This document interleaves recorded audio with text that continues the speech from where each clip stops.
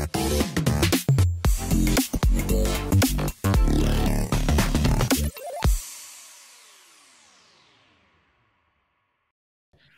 guys, welcome back to our podcast. Today we have another special guest, which is Luke. Hi, Luke. Hey guys. Maybe we can start from with you introducing yourself and where you work and what you do. Sure. So my name's Luke, or El Dumbo, if you follow me on Twitter or Discord. I am a community lead at Dapper Labs, primarily working on the Flow side of things, which is the Flow blockchain. So I just spend a lot of time in Discord, on Twitter, talking to the community. That's sort of what I do. Awesome. We have a similar background. Then I'm the community lead here in Pintu. So shout out to Flow community. Anyway, can you talk? Can you tell us the story about Flow and its history, how it came to be? Awesome. Yeah, this is a great story that I'm feeling the pressure. I know some of the teammates, if they watch this, they're like, don't mess this story up, because it is a great story that was a little bit before my time, but I'll give it a go. So Dapper Labs, they created the game CryptoKitties, which was on the Ethereum blockchain. It was like the first blockchain game. And this was this is going on 6 years ago now. So this was back in 2018, one of those. And they created CryptoKitties, and it was really successful really quickly.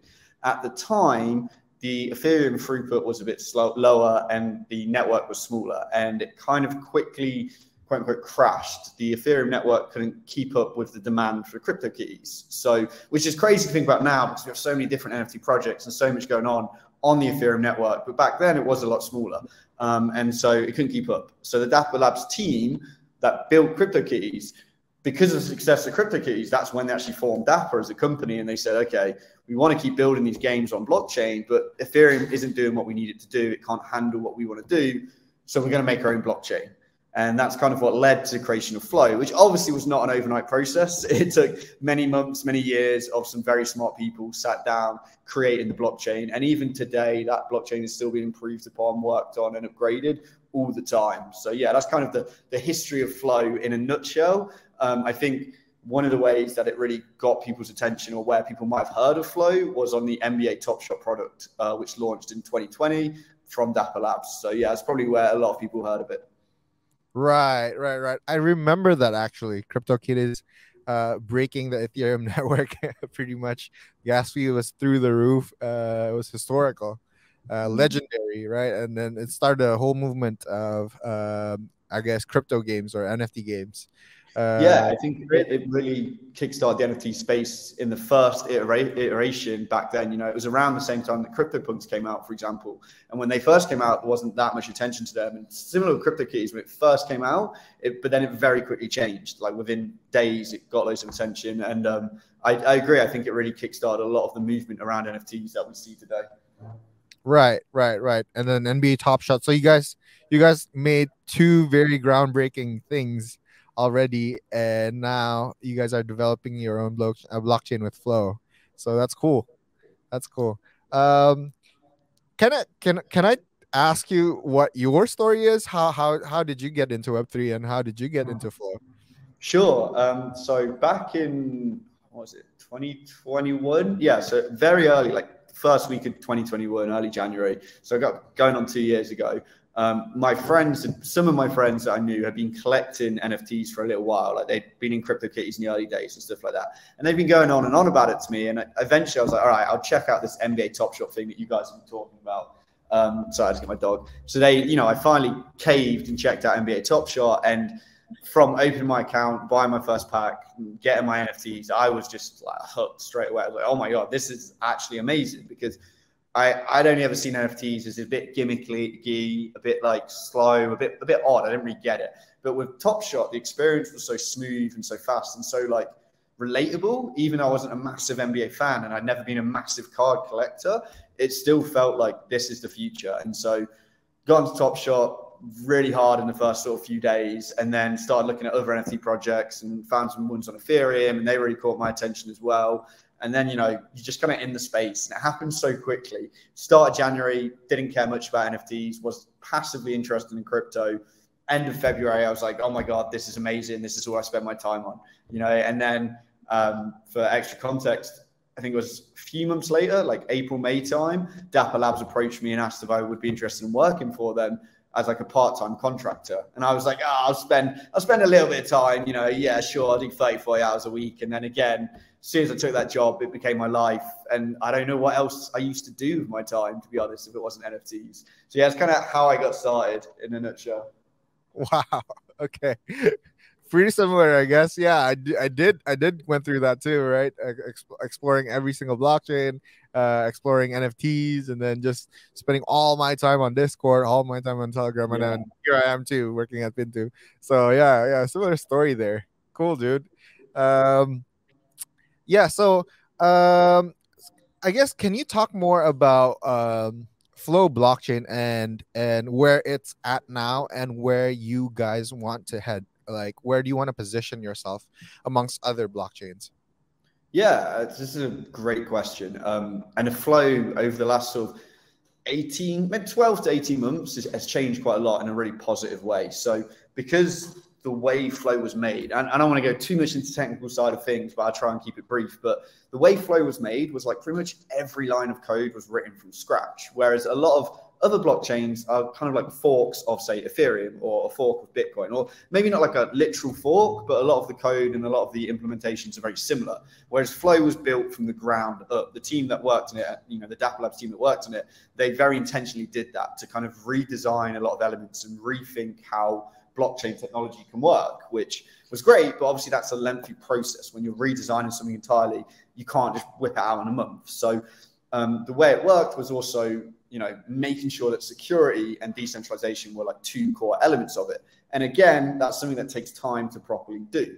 So when the Flow product was first released, the first product to build on it was NBA Top Shot, again, from Dapper Labs. But at the time, Flow was a bit more closed off. And then what happened is, as it got more built and more secure and things were tested and audited, it opened up more and more. So last year, for example, the team rolled out permissionless smart contract deployment, which is just basically a fancy way of saying anyone can now deploy a smart contract on Flow, which previously hadn't been the case, because previously the team wanted to make sure there was no exploits or security loopholes or anything like that. So, and again, there was no real reason to suspect there would be, but as an abundance of caution, the Flow team said, hey, anyone who wants to release a smart contract, we just want to audit it, make sure it's like, fine, it can do whatever you want, but we want to make sure it can't, drain someone's wallet because we've not considered this or that. And it was thoroughly audited, and that meant that security could maintain its role as a central part of the Flow network and the Flow blockchain. And so last summer, once that, the team felt more than confident that that was fine, and multiple audits with third-party security firms, they said, okay, now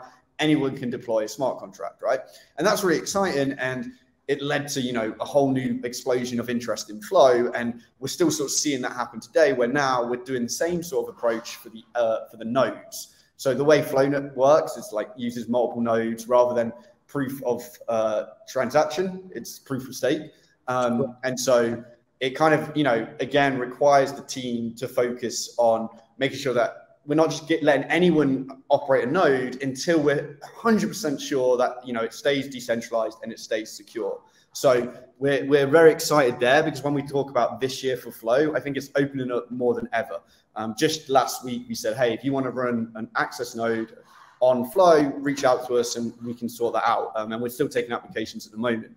And so I think over the rest of this year, we'll see Flow continue to open up and continue to be more accessible than ever.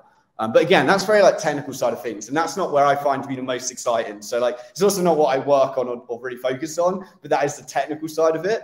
On the like, what I think is the more fun side, but I know all the engineers are going to hate me for saying that. It's just like the fun stuff that's coming to Flow. Last year, Flow partnered with a bunch of these big names. We had Ticketmaster and Live Nation. We had Meta and Instagram.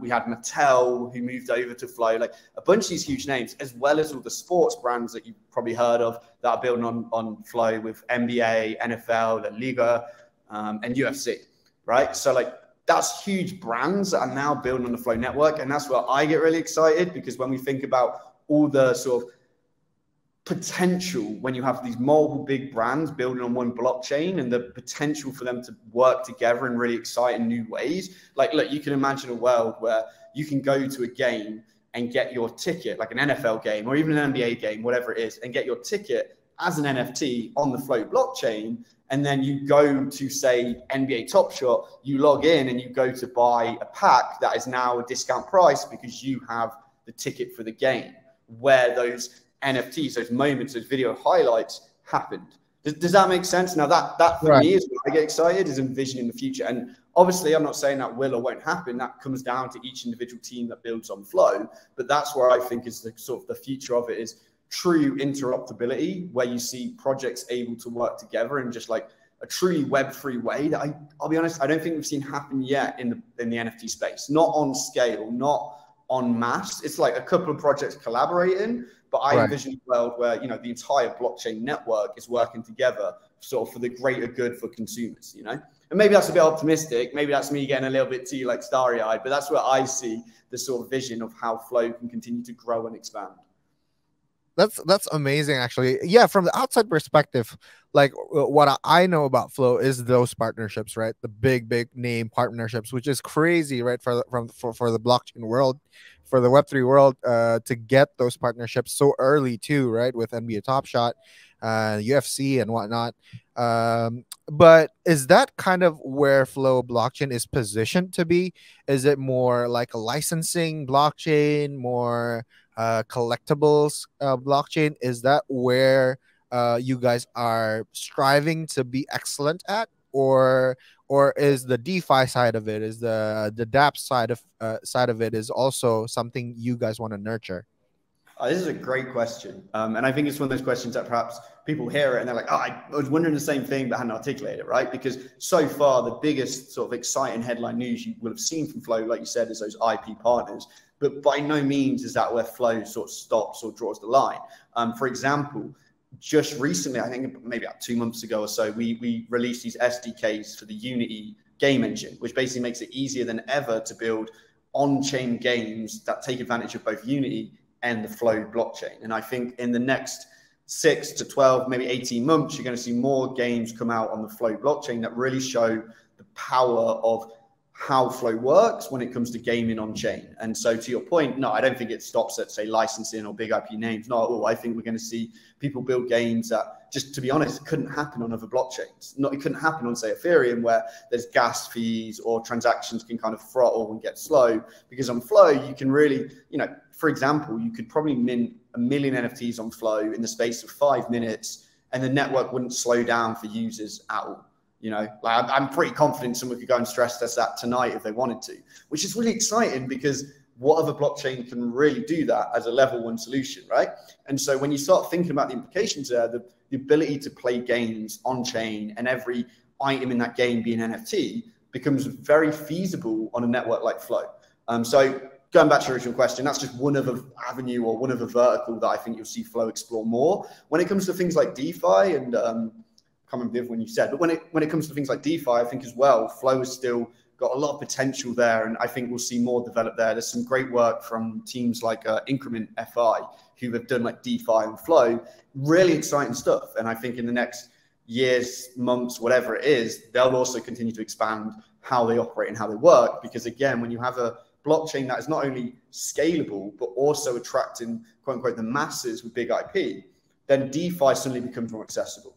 You know, if you were to walk down the street, I don't know, depends where you live, depends what street you're on. But when I walk down the street, if I ask people what they think about something like decentralized finance, they've got no idea. They're not interested in it, right? So we can have the best DeFi tools in the world, but at the moment, there's only a niche number of people in the world that are ever going to use it. Whereas Flow's seamless onboarding, the ability to create a wallet just with an email address, you know, that experience, when you put that mixed with DeFi, suddenly DeFi becomes just how people are using their money, rather than like, I don't know what that is. Get away from me, you weird crypto guy telling me about DeFi, you know? I don't know. Again, this is perhaps an optimistic view I have. Obviously, I'm biased, but that's kind of how I see the future of it, is that by making onboarding to Web3 so simple, it's natural that DeFi and gaming and other avenues of building on chain they just explode in growth as well. Right. That's awesome. So I guess from what you're saying, what I'm catching is that you guys are focusing more on the adoption of the gaming and the collectible side to get as much IP and as much as active users as possible into the Flow ecosystem, and then the DeFi will follow. Would that be correct? I mean, that's my take. I mean, there's definitely teams Right. out there that are already building great DeFi. So I don't want to speak for the entire the entire ecosystem and network, but in terms of like how I see it happen so far, right? Like for example, Flow partnered with Instagram, which is obviously incredible for the Flow ecosystem in general. But you could easily say, well, what does that do for DeFi? And I would just simply point out that more users is going to mean more total number of people end up checking out things like DeFi and other avenue as well. Like I think that the Web3 space is still in such an infancy that in 5-10 years time, the things that we're going to be talking about doing on Web3 aren't even in our sort of sphere of conversation at the moment. Like Right. an obvious example is ticketing. Everyone talks about it's so cool, the idea of having tickets as NFTs, but I think it goes much further than that. I think it becomes like, imagine getting your receipt from the coffee shop as an NFT. And that just becomes standard because it's so cheap and easy to do that companies would rather use NFTs than, say, paper receipts. And at the moment, that feels like we're decades away from that. But I think it will come very quickly. I think everyone's going to have a wallet, a Web3 wallet, an on-chain wallet on their phones one day. And when that happens, again, it becomes way more accessible. I don't want to go too much on a tangent there because it's so hard to predict the future, but I think it's similar to how we saw like Apple Pay just take off and blow up. And now everyone just uses their phone as their cards, their credit cards, I mean. I see. What's Flow's stance on interoperability in terms of connecting with other blockchains, or in terms of bridging and stuff like that? Oh man, great question. I don't know what our official stance is, I guess. But here's the thing: Flow is a decentralized blockchain, right? So there's Dapper Labs and there's Flow. They operate as separate entities, even though it's under one umbrella of Dapper. But Flow is very much separate and decentralized. So when it comes to our stance, people want to do it. That's awesome. There's been a couple of community members that have built like examples of bridges, and we fully support that. In fact, if somebody's listening and they want to build a bridge from, say, Flow to Polygon or to Solana or to whatever blockchain, I encourage you to not only do it, but to reach out to us for funding and for grant support. Like that's the sort of thing that we openly encourage, because if we, our mission at Flow and Dapper Labs in general is to bring 1 billion people to the blockchain. Now, you can't do that if you're operating on your own. I think interoperability with other blockchains is not only a cool thing to do, I think it's essential to the long-term growth and success of the blockchain space. So, I mean, that's me. And I think that the Flow's official stance is we openly welcome and encourage any sort of cool technology improvements, innovations like bridges to other blockchains. And again, my opinion is that Flow will continue to open up in a really exciting way over the rest of this year. And I think if we sit down again next year, you're going to be talking about, you've got this bridge, you've got that bridge, you've got more bridges in New York. What's going on? This is really cool, I don't know how many bridges New York has. Maybe that's a low number, but it feels like a lot. Right. It does. It does. Okay. I guess actually my first experience with Flow was checking out Top Shot, right?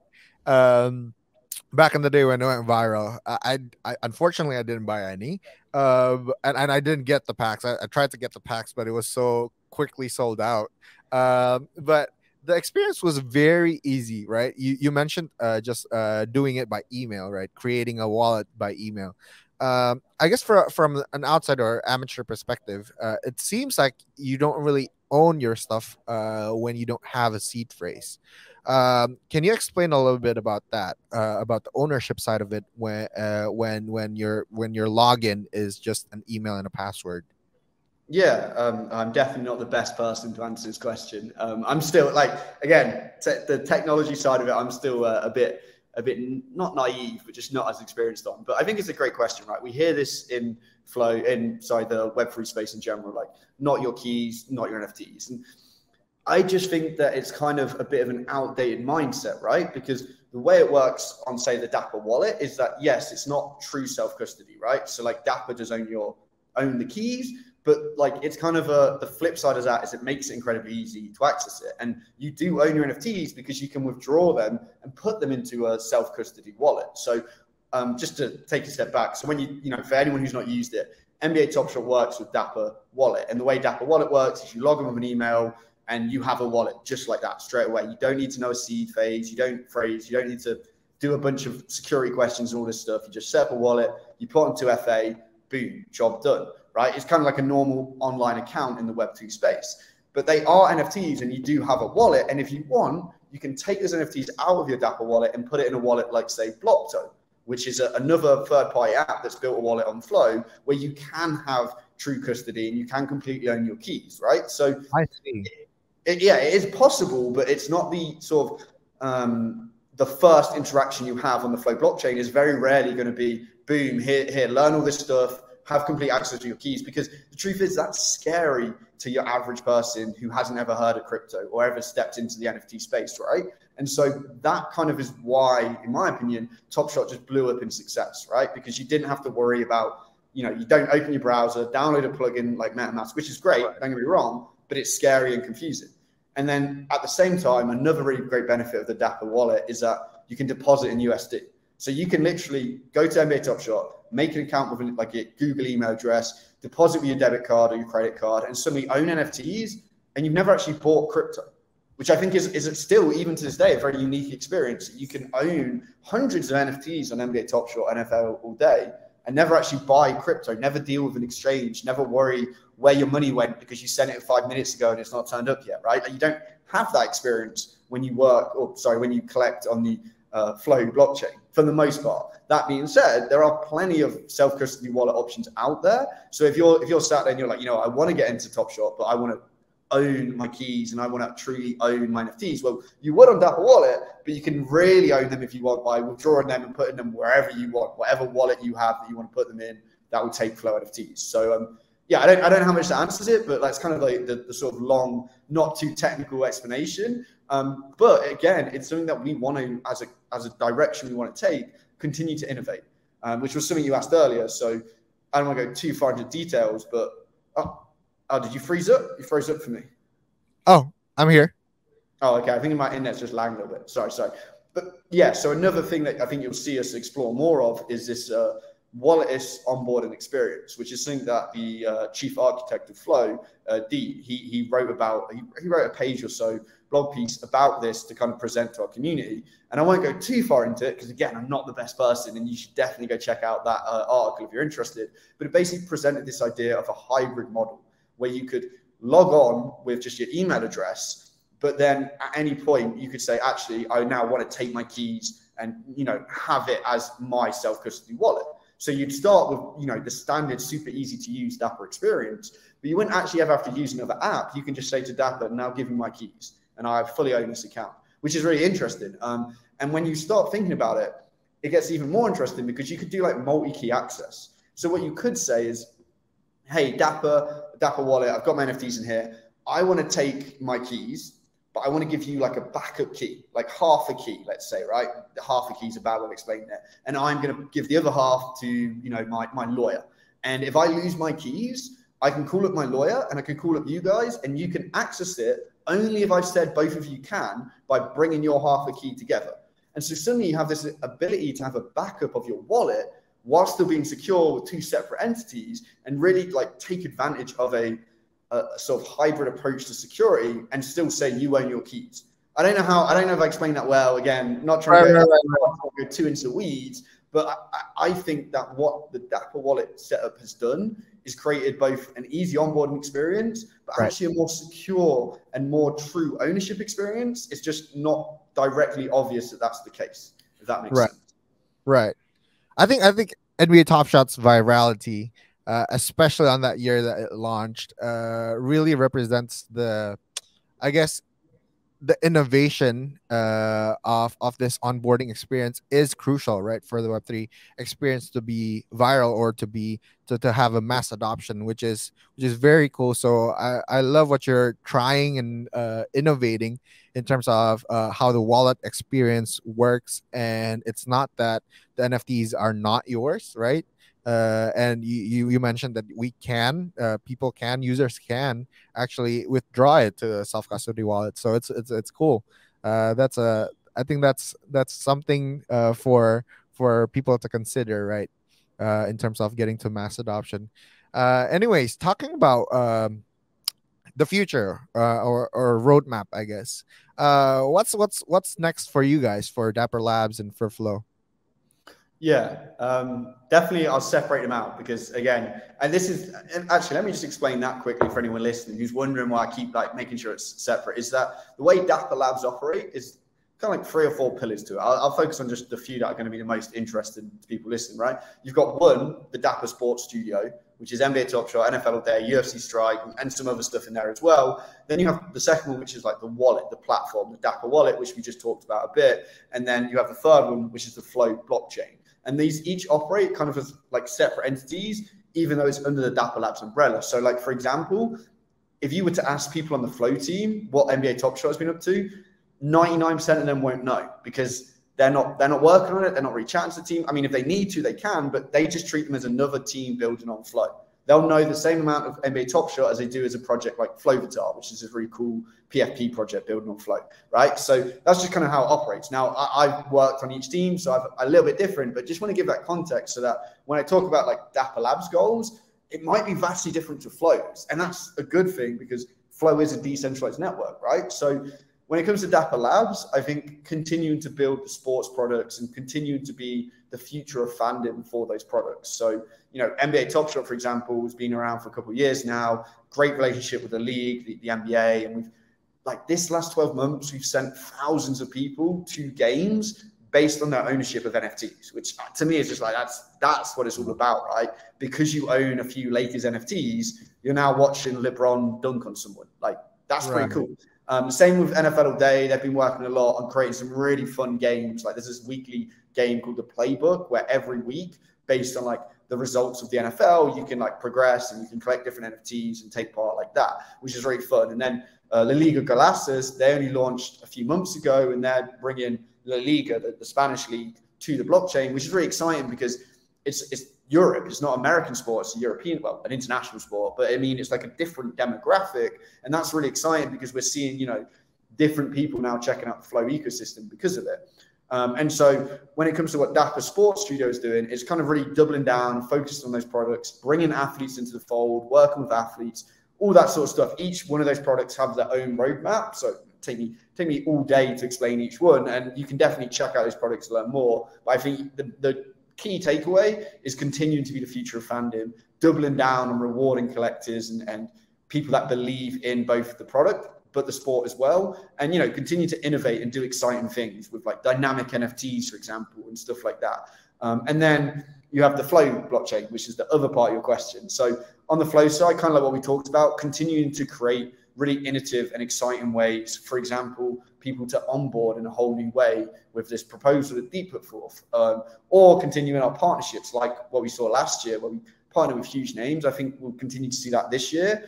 And our general priorities will continue to be improving the security and stability and speed of Flow. So we do these things like what we call sporks, but they're basically Flow upgrades. And we did one just, you know, last week, which brought, you know, faster transaction speed, the ability to have more chain. Like we're preparing the ability to have more data on chain, like in the, what do you call it, petabytes? I don't know what it is. The really big one that starts with P. So in the future, you'll be able to have just tons of data on chain, on Flow, and stuff like that. And so these upgrades we're rolling out sort of every other month at the moment, but we'll continue to be doing them this year to make Flow even more secure and even more scalable than it already is, which is kind of insane because when you look at Flow compared to the blockchains, it's already kind of, you know, at the top there. So I think that's kind of direction Flow will go on, improving the product, improving the network itself, and working with huge partners that are going to bring in more people and attract more eyes and attention. I don't know how well that answers the question. Sorry.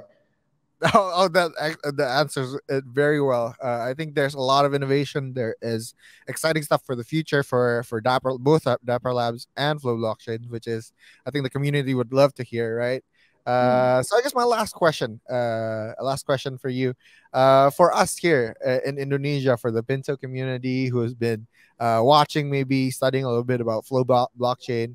Can you kind of address the community here, both the holders for the token, or perhaps people who's curious about joining into the Flow community and the Flow ecosystem? Anything you want to say to them? Wow, that's a lot of people to address. I should have been more ready. No, it's cool. I mean, off the bat, I would say one of the things that we rolled out. I can't believe I haven't mentioned this yet, Jonathan. I'm terrible. One of the things we rolled out just end of last year, kind of November, December time. So just talking weeks ago, was the Flow Ambassador Program.